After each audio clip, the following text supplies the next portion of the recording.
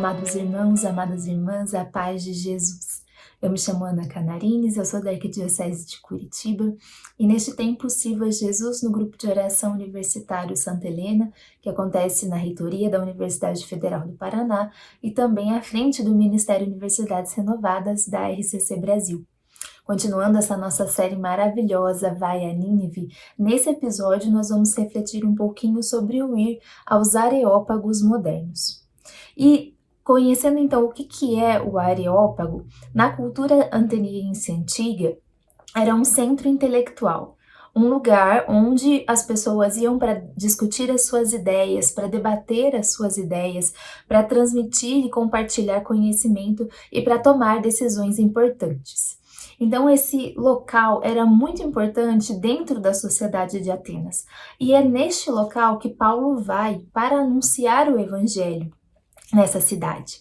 Então, como está no relato de Atos dos Apóstolos, capítulo 17, nós vemos que Paulo, depois de percorrer ali pela cidade, ele vê monumentos, monumentos do culto do povo ateniense, ele conhece também alguns poetas, como ele cita no versículo 28, e ele utiliza daquilo que ele conhece do povo para anunciar a mensagem do Evangelho, para anunciar aquele povo de forma que fosse compreensível, com uma linguagem adaptada e compreensível para aquele povo, para aquele tempo, para aquele local. Recentemente, nós sabemos que há outros lugares, onde são discutidas as ideias, onde há transmissão do conhecimento, não é mais no Areópago, mas nós temos vários novos locais que podem ser considerados também como areópagos.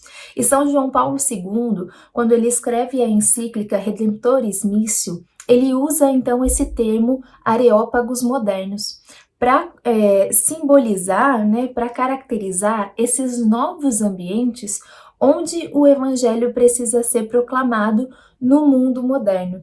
Ele usa essa imagem do Areópago para se referir a esses desafios da missão, de evangelizar no mundo moderno. Por isso ele utiliza pela primeira vez esse termo Areópagos modernos.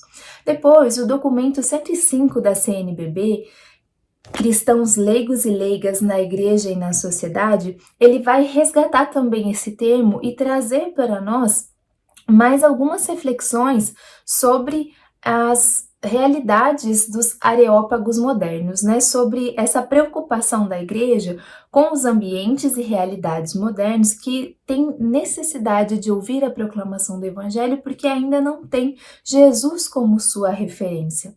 Nesse documento são enfatizados 7 areópagos modernos, dentre muitos outros que são listados, o documento se detém um pouquinho mais, e são eles a família, como o areópago primordial, o mundo da política, o mundo das políticas públicas, o mundo do trabalho, o mundo da cultura e da educação, o mundo das comunicações e o mundo da casa comum. Esses areópagos que o documento apresenta são lugares desafiadores de anunciar o evangelho e onde nós somos chamados a ir, com a força, com o impulso, com a inspiração do Espírito Santo, chamados a ir, levar a boa notícia, transformar essas realidades, transformar esses contextos com a graça do batismo no Espírito Santo. Com o nosso sim diário, nós somos chamados a ir a esses locais.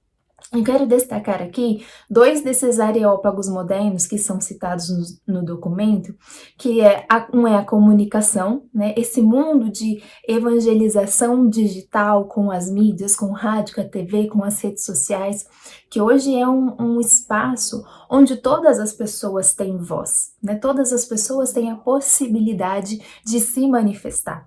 Às vezes para o bem, às vezes não de formas tão construtivas, mas todas as pessoas nesse mundo das comunicações podem anunciar, podem discutir as suas ideias, podem lançar as suas opiniões, e nós vemos como é necessário que as pessoas sejam batizadas no Espírito para que a comunicação seja bem feita, para que as mensagens sejam bem transmitidas, para que não haja distorção, falta de compreensão, erros de compreensão.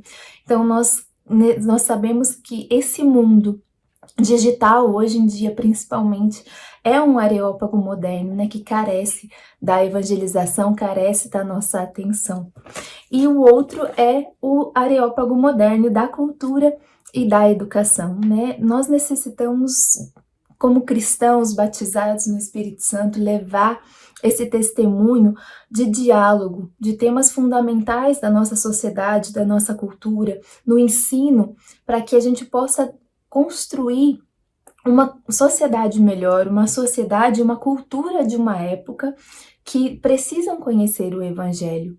E no mundo universitário, né, o mundo ao qual eu estou mais no meu cotidiano vivenciando, nós vamos percebendo como o Senhor também nos dá ferramentas para ir dessas próprias realidades cotidianas, né? Por exemplo, um professor, um estudante de física pode ter, na explicação da força gravitacional, uma oportunidade de falar de Deus, pois como nós não temos como na Terra, né, estar fora da ação da força gravitacional, assim também nós não temos como estar fora do amor de Deus. Nós não temos como escapar, não há um lugar na superfície da Terra em que a força gravitacional não esteja atuando, assim como não há um lugar onde nós podemos nos privar do amor de Deus, né? O Senhor está sempre nos amando e o amor de Deus sempre nos alcança. Na área da saúde, a mesma coisa, né? Um médico ou um enfermeiro pode usar o cuidado com o outro para demonstrar, para falar, né? Anunciar o cuidado e o amor de Deus por cada pessoa, que é um cuidado personalizado, né? Que tem doses, né? Assim como os remédios que nós tomamos têm doses. O cuidado de Deus também vem para nós à medida que nós vamos nos abrindo para nos deixar ser curados. E o Senhor sabe que o remédio que funciona para um não necessariamente é o que precisa para o outro, né? Aquilo que cura uma doença não é eficaz para outra. Então, isso também pode ser uma via de acesso. Ou até no mundo da cultura, né? Com a dança, o teatro, a música. Na música, os instrumentos de sopro, que precisam ter um ritmo, que precisam ter o sopro, né? A força do sopro, do ar que passa, como na flauta, para que a melodia seja feita. Assim, o Espírito Santo também precisa agir em nós, para que a nossa vida seja uma harmonia que dá glória a Deus. Então, nós somos convidados a olhar para todas essas nossas realidades diárias também, como os areópagos modernos que o Senhor nos chama a evangelizar. Deus abençoe.